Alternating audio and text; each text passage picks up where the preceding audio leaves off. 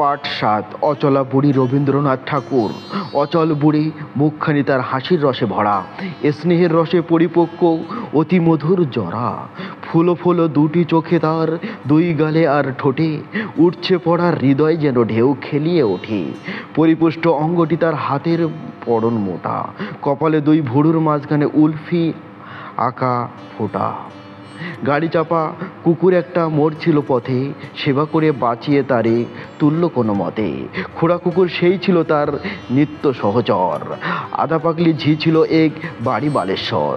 দাদা ঠাকুর বলতো, বুড়ি জমলো কত টাকা, সঙ্গে ওঠা যাবে না তো বক্সে রইল ঢাকা।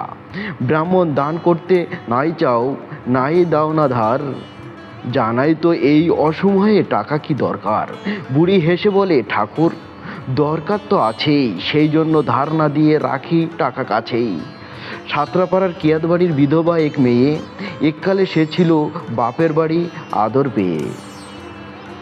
বাপ মরেছে, স্বামী গেছে, ভাইরা না দেয় ঠাই, দিন চালাবে এমনও তো উপায় কিছু নাই।